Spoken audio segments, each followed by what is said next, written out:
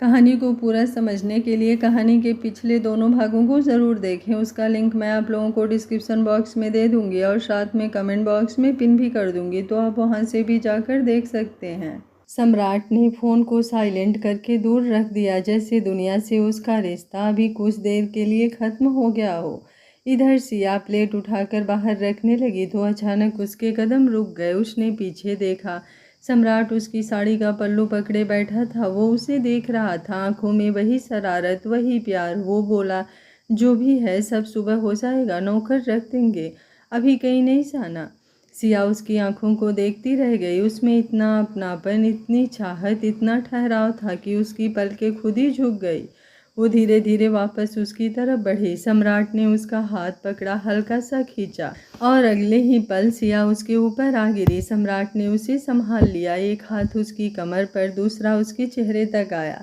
उसकी आंखों पर आई लटों को उंगलियों से पीछे किया और बहुत धीरे से बोला, मैं अपनी जान के मुँह से एक बार फिर वही शब्द दोबारा सुनना चाहता हूँ जो तुमने डर में कह दिए थे, लेकिन मैं उन्हें ज़िंदगी भर सुनना चाहता हूँ। सिया कुछ सेकंड उसे देखती रही, फिर पहली बार उसने अपनी शर्म को पीछे छोड़ दिया। उसने दोनों हाथों से सम्राट का चेहरा पकड़ा, आगे झुकी और उसके लबों को बहुत हल्के से चूम लिया। सम्राट जैसे एक पल को ठहर गया। सिया उसके माथे से अपना माथा लगाकर फुसफुसाई, आई लव यू बहुत सारा, इतना कि अब डर लगता है कहीं आप मुझसे दूर ना हो जाएं। मैं सच में आपसे बहुत प्यार करने लगी हूँ। इतना बोलकर वो फिर उसके सीने में अपना चेहरा छुपा गई। कुछ सेकंड तक सम्राट कुछ नहीं बोला। उसके चेहरे पर धीरे धीरे एक लंबी, बहुत लंबी मुस्कान आ गई। उसने अपनी आंखें बंद की और सिया को और कसकर अपनी बाहों में भर लिया, जैसे आखिरकार उसकी दुनिया पूरी हो गई हो। सम्राट के चेहरे पर वही लंबी ठहरी हुई मुस्कान थी, लेकिन उस मुस्कान के पीछे 5 साल की प्यास, 5 साल की अधूरी बातें, 5 साल का रोका हुआ अपनापन था। उसने सिया को अपनी बाहों में वैसे ही समेट रखा था जैसे कोई इंसान अपना सबसे कीमती चीज को पकड़ता है, खोने के डर से नहीं बल्कि मिलने की खुशी में। सिया अभी भी उसके सीने में चेहरा छुपाए बैठी थी। उसकी उंगलियां सम्राट की शर्ट को हल्के से पकड़े हुए थी, जैसे अब भी कहीं मन में किसी कोने में डर बचा हो कि अगर उसने पकड़ छोड़ी तो ये पल टूट जाएगा। सम्राट ने धीरे से उसकी ठुड्डी उठाई। उसकी आंखें लाल थी, लेकिन उनमें अब डर नहीं था, उनमें अपनापन था। वो कुछ सेकंड बस उसे देखता रहा, फिर बहुत धीरे से उसके माथे पर अपने होठ रखकर बोला, जान, पता है मैं क्या सोच रहा हूँ? सिया ने बिना ऊपर देखे हल्का सा सिर हिलाया। सम्राट मुस्कुराया, मैं सोच रहा हूँ 5 साल पहले अगर किसी ने मुझसे कहा होता कि एक दिन तुम खुद मेरे सामने बैठकर मुझे इतना प्यार दोगे तो शायद मैं कभी यकीन नहीं करता, लेकिन आज लग रहा है भगवान ने मेरी हर दुआ सुन ली।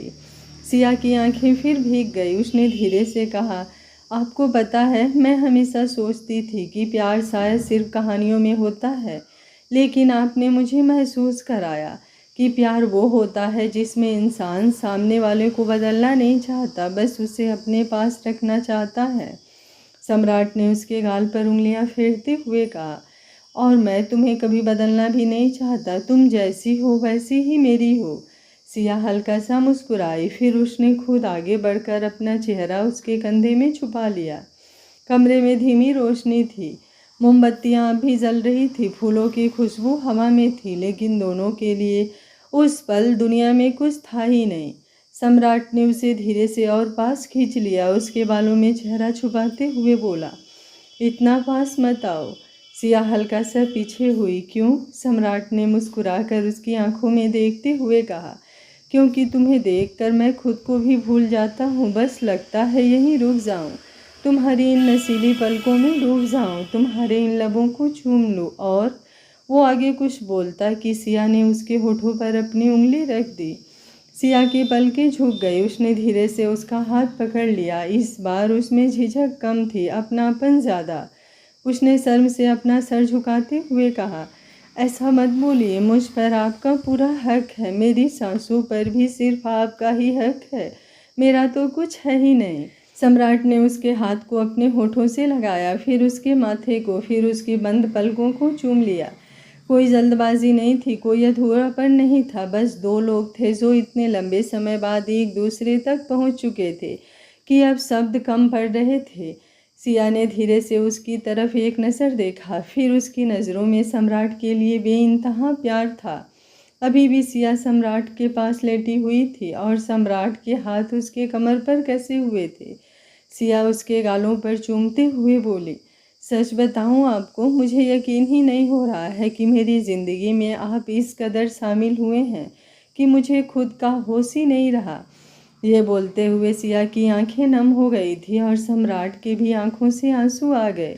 उसके आंखों में आंसू देखकर सम्राट की आंखों में भी आंसू आ गए, क्योंकि इस पल को जीने की कल्पना तो वो भी छोड़ चुका था। सिया, मुझसे दूर मत होना, अब कभी कभी भी दूर मत होना, कभी दूर मत होना, मैं जी नहीं पाऊंगा। सम्राट ने सिया को पलटकर खुद के नीचे कर लिया और खुद उसके ऊपर आ गया।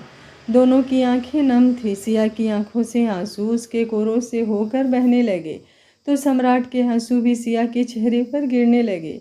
दोनों बिना पलक झपकाए एक दूसरे को देख रहे थे। सम्राट ने उसका हाथ पकड़ा और अपने सीने पर रख दिया और बोला, ये धड़कनें उसी दिन बंद हो जाएगी जिस दिन तुम मुझे छोड़कर जाओगी। सांसों का रुकना मेरे लिए मौत नहीं है, लेकिन तुमसे दूर होना यकीनन मौत से भी बदतर है मेरे लिए। एक बार मैं जी लिया, लेकिन दोबारा। उसके सीने पर रखा सिया का हाथ कांप रहा था। सम्राट ने उसे देखते हुए कहा, मेरी आंखों में क्या दिखाई दे रहा है तुम्हें? तो सिया ने उसकी तरफ ही देखते हुए कहा, बेतहासा प्यार और मुझे खोने का डर। चाहे तो जान ले लेना मेरी, लेकिन मेरी आंखों में ये दर्द मत आने देना, कभी नहीं। सम्राट ने रूधे स्वर में कहा, बहुत कुछ खोया है मैंने सिया अपनी ज़िंदगी में, लेकिन अब और हिम्मत नहीं है। ये ज़िंदगी भी खो सकता हूँ, लेकिन तुम्हें नहीं। तुमने खुद ही कहा था कि मेरी सांसों पर भी सिर्फ और सिर्फ तुम्हारा हक है, तो मुझसे दूर जाकर उन सांसों को मुझसे मत छीनना। सिर्फ सांसें ही नहीं, मेरी रूह में बसी है तुम्हारी मोहब्बत, मुझसे मेरी रूह मत छीनना। सिया ने उसका चेहरा अपने हाथों में लिया और उसके गालों को, अपने होठों को हल्के से छू लिया। फिर उसके पूरे चेहरे पर छोटे छोटे चुम्बनों की बरसात कर दी। सम्राट के आंसू उसके होठों पर महसूस हो रहे थे। वो कुछ देर यूं ही उसके करीब रही और फिर रुक कर बोली, मैंने आपकी कभी ऐसी साइड तो इमेजिन भी नहीं की थी। हमेशा आपका ख्याल जब भी मेरे दिमाग में आता था, एक एक रूड और सख्त बिजनेसमैन, जैसा कि मैंने अखबारों में भी पढ़ा था। सम्राट हल्का सा मुस्कुराया और बोला, सारी दुनिया के आगे फौलाद बनकर खड़ा हो सकता हूँ, लेकिन तुम्हारे सामने मोम की तरह पिघलने लगता हूँ मैं। पूरी दुनिया मुट्ठी में रखने की हिम्मत रखता हूँ, लेकिन तुम्हारे आगे तुम्हारी मोहब्बत का मुरीद बन जाता हूँ मैं। फिर अचानक वो खड़ा हो गया। उसने सिया को भी उठाया और वापस बेड पर बिठा दिया और उसके सामने नीचे फर्श पर एक घुटना मोड़कर दूसरे घुटने की तरफ सिर झुकाकर बैठ गया और बोला, पूरी दुनिया खुद के सामने झुकाने की हिम्मत रखता हूँ मैं, लेकिन खुद तुम्हारे आगे हर बार झुकना चाहता हूँ। सम्राट किसी को खुद पर हक नहीं जताने देता, लेकिन अब खुद को पूरी तरह तुम्हें सौंपना चाहता हूँ। तुम्हारे अलावा मेरी ज़िंदगी में कोई लड़की तुम्हारे जितना मायने रखेगी तो वो सिर्फ और सिर्फ हमारी बेटी होगी।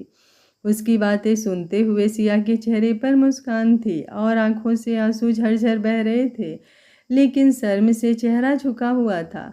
वो सीधा जाकर सम्राट के सामने बैठ गई और अगले ही पल उसके सीने से लग गई। सम्राट ने उस पर अपनी बाहें कस दी। उसने सिया को अपनी गोद में उठाया और ले जाकर बेड पर लिटा दिया और खुद भी उसके ऊपर झुक गया। वो सिया पर झुका तो हुआ था, लेकिन उसका सारा भार अपने बाजुओं पर लिए हुए था। दोनों की नज़रों में एक अलग ही कशिश थी, एक अलग ही चमक थी। दोनों के लब एक दूसरे की तरफ खिंचे हुए थे। दोनों को ही एक दूसरे की तलब सी महसूस हो रही थी। दोनों की नज़रों में एक दूसरे के लिए मोहब्बत साफ दिखाई दे रही थी। सिया के गाल शर्म से लाल हो गए थे। उसने शर्माकर अपना चेहरा एक तरफ फेर लिया। सम्राट ने अपने एक हाथ से उसका चेहरा अपनी तरफ कर लिया। उसकी नज़रों की गर्माहट आज सिया से संभाली नहीं जा रही थी। उसने दोबारा नजरें फेरनी चाहिए, लेकिन सम्राट ने सिरनामे हिलाकर उसे रोक दिया। दोनों एक दूसरे की नज़दीकी में खोए हुए थे। सम्राट का हाथ उसकी कमर से होता हुआ उसकी गर्दन तक आया तो सिया सिहर उठी। उसके मन में एहसासों की हलचल दौड़ गई। उसकी तेज चलती सांसें सम्राट साफ महसूस कर पा रहा था। सम्राट ने धीरे से अपना माथा उसके माथे से टिका दिया, फिर उसके लबों को बहुत नरमी से छुआ। कुछ पल दोनों उसी एहसास में खोए रहे। सम्राट ने उसके माथे, कनपटी और गर्दन के पास हल्के चुम्बन छोड़ दिए। सिया की आंखें बंद हो गई और वो बस उसकी मौजूदगी महसूस करती रही। दोनों एक दूसरे के बेहद करीब थे। सिया, मैं जानता हूँ तुम भी मुझसे प्यार करने लगी हो, फिर भी तुम्हारे करीब आने की इजाज़त मांग रहा हूँ। मैं तुम्हें बहुत प्यार करना चाहता हूँ, तुम्हारे साथ अपनी पूरी ज़िंदगी इन्हीं पलों के साथ जीना चाहता हूँ। सिया ने आगे बढ़कर उसके लबों को लॉक कर दिया। थोड़ी देर बाद एक दूसरे को शिद्दत से चूमने के बाद दोनों अलग हुए और सिया ने उसके सर से अपना सर जोड़कर कहा, मुझे नहीं लगता आपको फिर कभी मुझे ये सवाल करने की ज़रूरत है। सम्राट ने एक बार फिर आगे बढ़कर उसके होठों को लॉक कर दिया और उसके बाद उसके गर्दन पर चूमने लगा। वो दोनों एक दूसरे में पूरी तरह खो गए। उन्हें दुनिया का होश ही नहीं था। कितनी तड़प, कितनी बेचैनी और कितनी बेकरारी के बाद उन दोनों को उनकी मोहब्बत मिली थी। सच ही कहा जाता है, अगर शिद्दत से कोई प्यार करे तो अनजानी मोहब्बत भी एक दिन बेपनाह मोहब्बत में बदल जाती है। वही हुआ सिया और सम्राट के साथ। आज उनके मिलन की रात थी और आज चांद तारे भी उनके मिलन के गवाह बन रहे थे। सुबह की हल्की सुनहरी धूप पर्दों के बीच से छनकर कमरे में उतर रही थी। रात की बारिश जैसे अब कहीं दूर छूट चुकी थी। कमरे में अभी भी गुलाबों की हल्की खुशबू तर रही थी। मोमबत्तियों की बिछी हुई महक बाकी थी और उस रात के एहसास दीवारों में जैसे अब भी सांस ले रहे थे। सम्राट की आंख धीरे धीरे खुली। पहली नज़र जैसे ही उसके सामने सोई हुई सिया पर गई, उसके लबों पर अपने आप मुस्कान आ गई।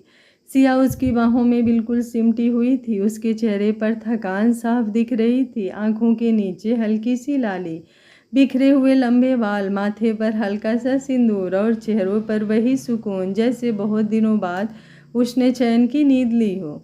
सम्राट कुछ देर बिना पल के झपकाए उसे देखता रहा। सुबह के 4 बजे सिया थक कर सोई थी। वो उसे उठाना नहीं चाहता था, लेकिन उसे रिलैक्स देना भी ज़रूरी था। उसने बहुत धीरे से आगे बढ़कर उसके माथे पर आए बाल पीछे किए और उसके माथे पर बहुत हल्का सा चुम्बन रख दिया। सिया नींद में ही हल्का सा कसमसाई और उसकी तरफ सिमट गई। सम्राट मुस्कुरा दिया। उसने धीरे से उसे अपनी बाहों में उठाया ताकि उसकी नींद ना टूटे और उसे लेकर वॉशरूम तक चला आया। वहाँ उसने पहले ही हल्का गुनगुना पानी बाथटब में भर दिया था। बहुत सावधानी से उसने सिया को बैठाया। पानी छूते ही सिया की आंखें धीरे धीरे खुली। उसने आधी नींद में चारों तरफ देखा और फिर सम्राट को सामने खड़ा देखकर धीरे से बोली, ये क्या कर रहे हैं आप? सुबह सुबह मुझे पानी में क्यों बैठा दिया? सम्राट झुककर उसके गाल पर हल्का सा किस करते हुए मुस्कुराया। मैडम, आपकी हालत देखी है आईने में, बहुत थकी हुई लग रही हो, थोड़ा रिलैक्स हो जाओ, सारी थकान उतर जाएगी। सिया उसे कुछ सेकंड देखती रही, फिर उसके चेहरे पर धीरे से मुस्कान आ गई। सम्राट ने उसके गाल दबाए और बोला, और हाँ, तुम्हारे कपड़े मैंने बाहर रख दिए हैं, जो रखा है वही पहनना। सिया ने भौहें चढ़ाई। मतलब? सम्राट थोड़ा झुककर बोला, मतलब कल तुम्हें साड़ी में देखा था, बहुत खूबसूरत लग रही थी, तो सुबह ही डिज़ाइनर से एक साड़ी मंगवा दी। आज वही पहनना अगर तुम्हारा मन हो तो, बाकी अगर तुम कंफर्टेबल नहीं हो तो मत पहनना। मेरी तरफ से कोई ज़बरदस्ती नहीं है और तुम्हें कुछ नहीं करना है। विद्या आंटी समर को उठा देंगी, तैयार कर देंगी, लंच भी तैयार हो जाएगा उसका। तुम बस आराम से तैयार होकर उसके साथ बैठना और उसे स्कूल भेज देना। सिया उसे देखती रह गई। कभी कभी उसे सच में भरोसा नहीं होता था कि कोई इंसान इतना ध्यान कैसे रख सकता है, इतना अच्छा कैसे हो सकता है। उसने मन ही मन भगवान का शुक्रिया अदा किया सम्राट को उसकी ज़िंदगी में भेजने के लिए। उसने बस सिर हिलाया और बोली, मैं साड़ी ही पहनूंगी, मुझे साड़ी में अनकंफर्टेबल बिल्कुल भी नहीं लगता है। सम्राट उसके माथे पर एक और किस करके बाहर चला गया। थोड़ी देर बाद घर के दूसरे हिस्से में हल्की चहल पहल शुरू हुई। विद्या आंटी समर को उठाने गई तो कुछ ही देर बाद छोटा सा तूफान खुद ही तैयार होकर बाहर आ गया।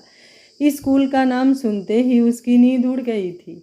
उसने अपनी यूनिफॉर्म खुद पहन ली थी, थोड़ी टेढ़ी शर्ट, एक मोजा ऊपर एक नीचे, लेकिन चेहरे पर एक्साइटमेंट इतनी कि किसी को कुछ और दिख ही नहीं रहा था।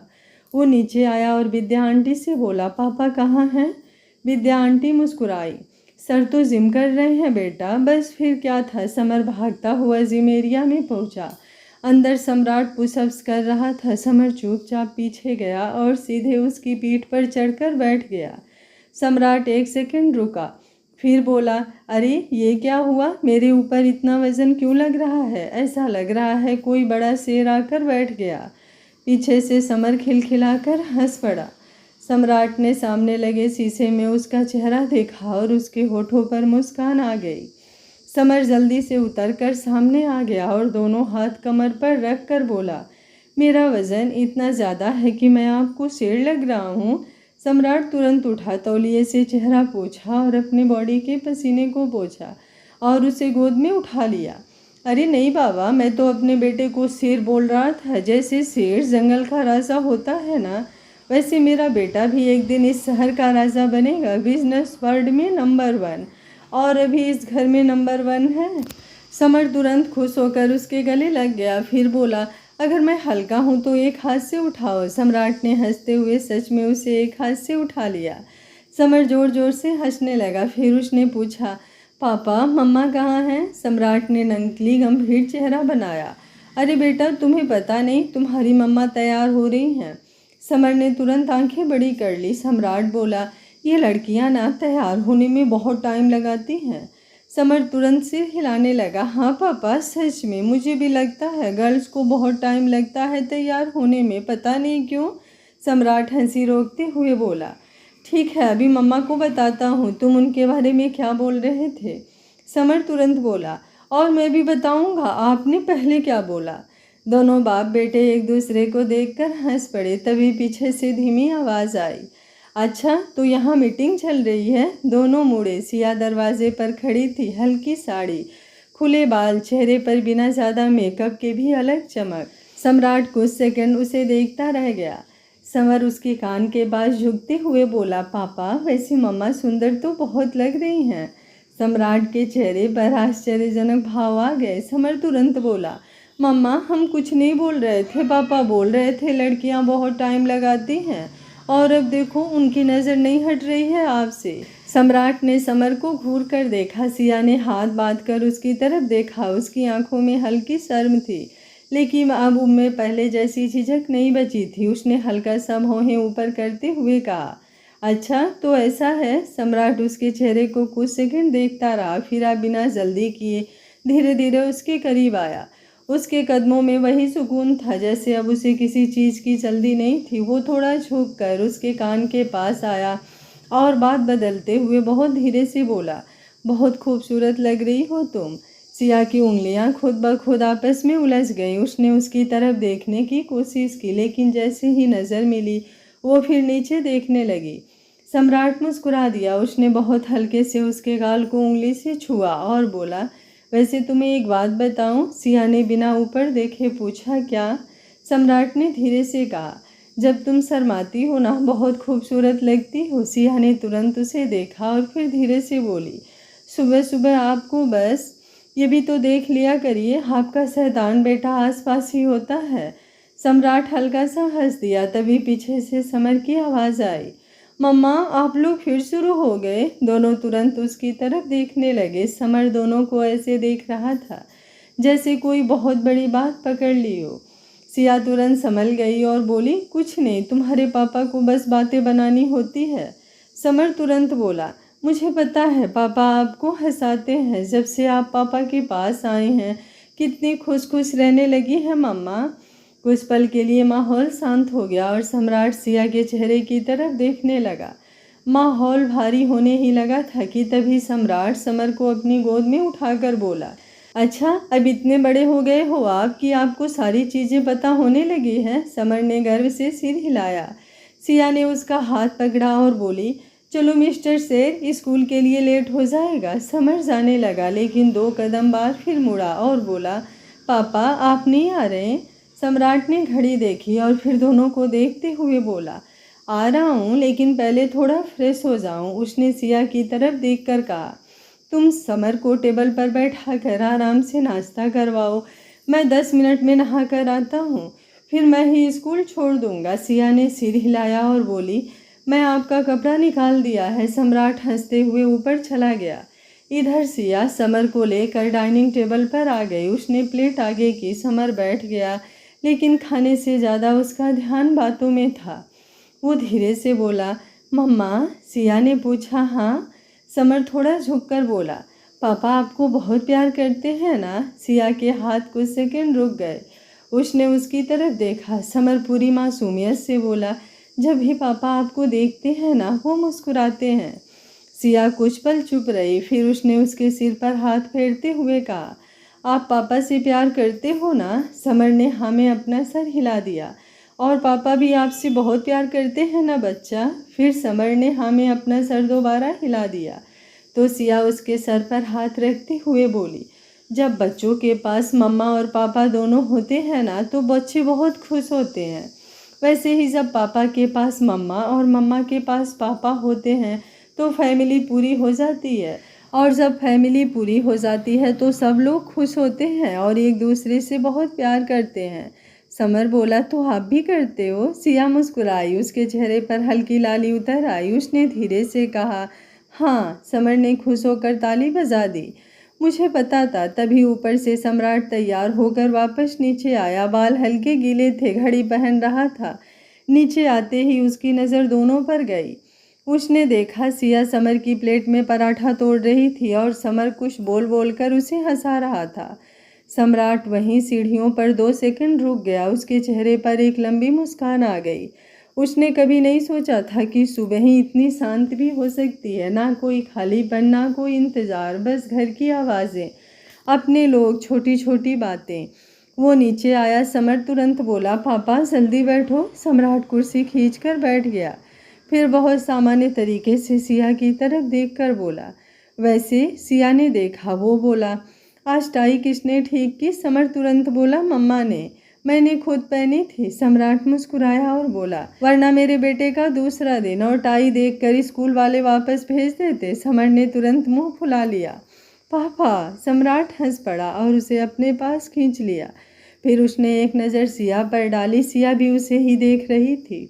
दोनों कुछ नहीं बोले, लेकिन दोनों के चेहरे पर एक जैसी मुस्कान थी, और शायद पहली बार किसी को कुछ कहने की ज़रूरत नहीं थी। घर की खामोशियाँ और मनहूसियत जैसे पीछे छूट चुकी थी, और घर में फिर वही छोटी छोटी आवाज़ें लौट आई थी जो किसी भी घर को घर बनाती हैं। नीचे डाइनिंग एरिया में समर अपनी कुर्सी पर पहले ही बैठा था। तभी ऊपर से तैयार होकर सम्राट नीचे आया। उसकी नज़रें सबसे पहले सिया और समर पर गई। एक पल के लिए बस वो वहीं रुक गया।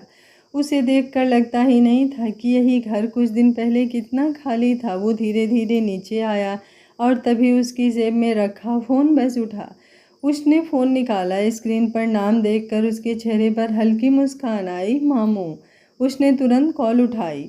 गुड मॉर्निंग मामू। लेकिन दूसरी तरफ से जो आवाज़ आई उसमें घबराहट साफ थी। अनुराग जी जल्दी जल्दी बोले, सम्राट बेटा तुम ठीक तो हो ना? कल न्यूज़ में देखा मुंबई में कितना बड़ा तूफान आया था।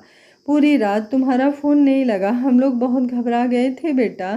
फ्लाइट भी अभी बंद थी। तुम लोग ठीक तो हो ना?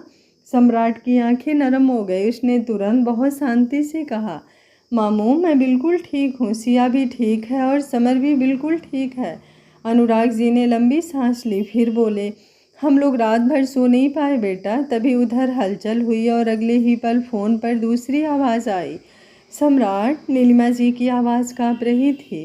कैसा है मेरा बच्चा? मेरा दिल रात भर बहुत घबरा रहा था। मुझे कुछ समझ नहीं आ रहा था। तू ठीक तो है ना? सम्राट के चेहरे पर मुस्कान, आंखों में नमी आ गई। उसने बहुत धीरे से कहा, मामी माँ मैं बिल्कुल ठीक हूँ। आपका आशीर्वाद और प्यार मेरे साथ है। मुझे कुछ हो सकता है क्या? उधर कुछ सेकंड चुप्पी रही। फिर नीलिमा जी धीरे से बोली, तुझे कुछ होना भी नहीं चाहिए। बहुत इंतज़ार के बाद तेरी ज़िंदगी में खुशियाँ आई हैं बेटा। मैं चाहता हूँ तू हर पल जिए। सम्राट की आंखों में हल्की नमी उतर आई, लेकिन उसने अपनी आवाज़ सामान्य रखी। सब ठीक है मामी माँ, बस ऑफिस में थोड़ा रुक गया था, फिर घर आ गया।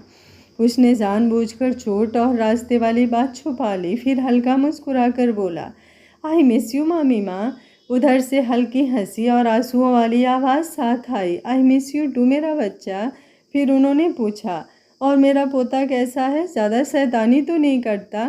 सम्राट ने समर की तरफ देखकर मुस्कुराते हुए कहा, नहीं मामी माँ, वो तो बहुत समझदार है। तभी समर उछलकर बोला, पापा किससे बात कर रहे हो? सम्राट ने हंसकर उसके सिर पर हाथ फेरा। फिर बोला, मामी माँ, अनुपमा माँ को मेरी तरफ से प्रणाम बोल दीजिएगा और अभी मैं निकलता हूँ।